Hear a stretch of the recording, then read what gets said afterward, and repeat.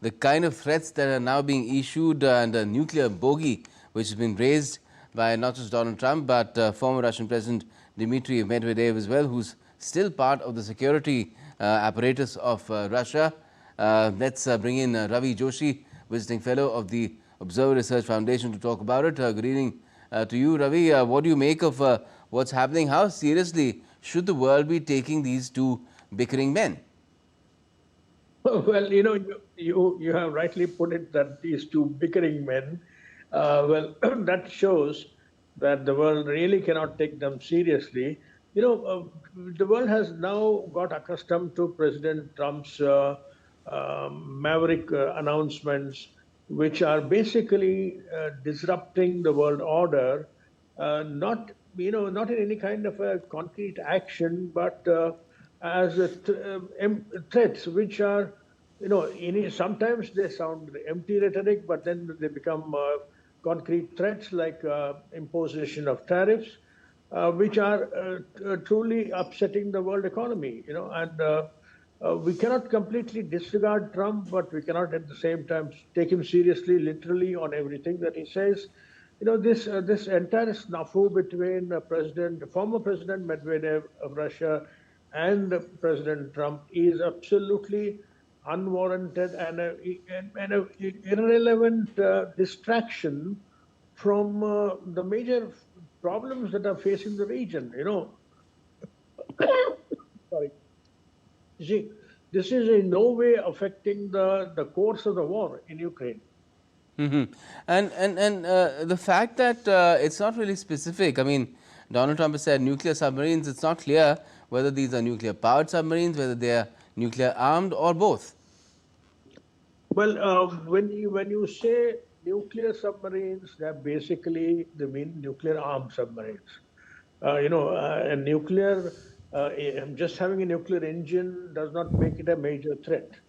It is the kind of weapon systems it carries. And so when you say nuclear submarine, it is nuclear armed. And the positioning of these nuclear submarines in the vicinity of Russia, either in the North Sea or in the Siberian eastern direction, it is not known. But anyway, it is a provocative move. And I hope Russia does not reciprocate this kind of a move in any serious manner. And President Putin, as I notice right now, is seriously engaged in completing the task in Ukraine.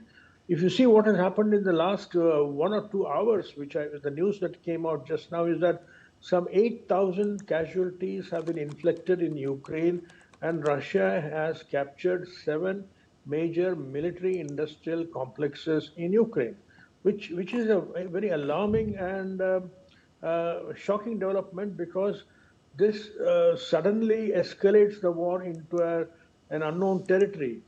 It can be interpreted two ways. That President Putin has actually taken President Trump's warning that he should finish the war, he should come to peace negotiations within 10 to 12 days. So he is now nearing the end game of the war in Ukraine. That's why this major military blitzkrieg in Ukraine, and he wants to consolidate whatever he has gained or captured, and make the last push into the regions. Maybe beyond Kharkiv. Donbass is already under Russian control, and Donbass have become the Russian territories, and even it has been ratified by the Russian Senate.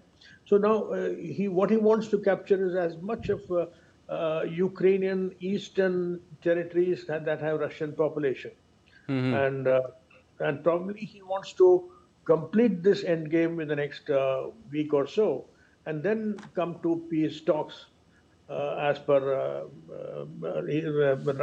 President Trump's advice. So that may be what is happening right now. That is more important for us to focus on than this Medvedev-Trump controversy, which is going to go nowhere.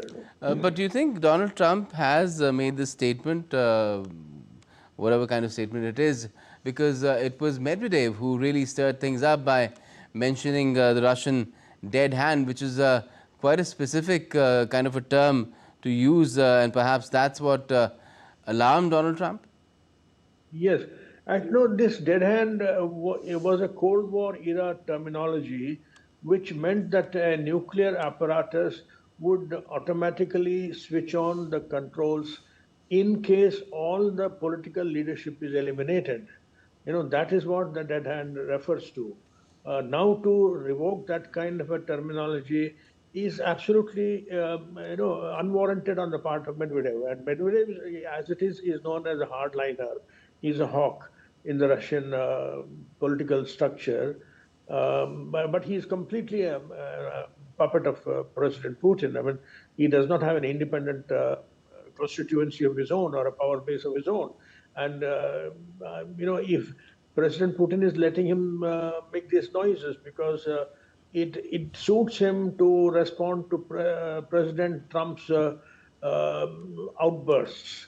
So that's all that is there is, and Medvedev may be eased out any time that Putin wants to, and Putin wants to, if he wants to warm up to President Trump, he will simply ease out Medvedev. That is, he's not a major factor in the Russian political scene. Mm-hmm. Um, the basic issue is that Donald Trump is frustrated, isn't he? Because he had said that one of his poll planks was that he'll ensure there's peace in Ukraine on the first day in office, and that hasn't really happened. It's been more than 100 days now.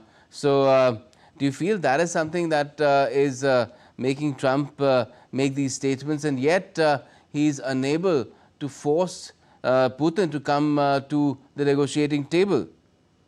Absolutely, absolutely. There are three world figures right now whom I can count upon who have been completely irresponsive to President Trump's overtures. One is Prime Minister Netanyahu, the other is President Putin, and the third is Xi Jinping. Xi Jinping, of course, doesn't even respond. He doesn't care what all the noises that Trump is making.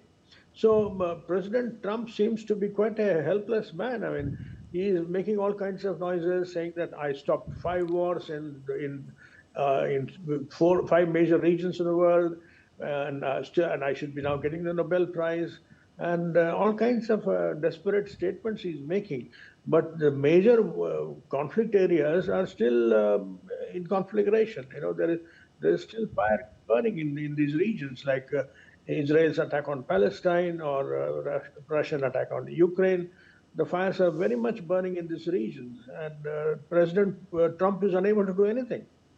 So, so I don't see any great progress made by Trump. I mean, of course, Iran-Israel war ended because Iran realized that it would be extremely foolhardy upon its part to take on Israel at that juncture. And India-Pakistan war also ended because we had almost achieved our military objectives. So so it is not great achievement on the part of Trump that these major wars ended in this region, and the countries themselves realized the futility of such kind of wars.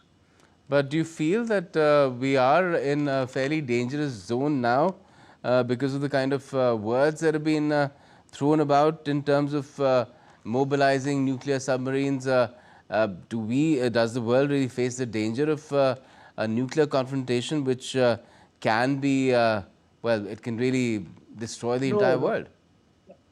no, I don't see any such danger coming out of this Trump-Medvedev confrontation. Nuclear word has been used by President Putin in the past in the Ukrainian context. He threatened the NATO powers, which were planning to intervene on behalf of Ukraine, when Keir Starmer made a statement of sending troops into Ukraine, or even when West Germany made some noises that it might supply cruise missiles or major war equipment to Ukraine. That time, President Putin threatened to use, he used the nuclear word. I mean, but still at that time, I don't think President Putin is that kind of a leader who would be so reckless. And and nor should Trump be. And Trump has always been prided himself on being a deal maker, on being a peacemaker. So for him to provoke a nuclear confrontation would be extremely foolhardy, and it would be it is not in keeping with his style of politics, the kind of politics that he's been talking about for the last 2 terms. And even before his campaign term, he always was against wars and against American involvement outside America. So that being Trump's policy, I don't think there's any danger of nuclear confrontation. Okay, well, let's hope that this is just another of those Trump tirades that we've seen too many of ever since he's returned to the White House. But let's see how things unfold. Thanks a lot for joining us for the moment, Mr. Joshi. Thank you.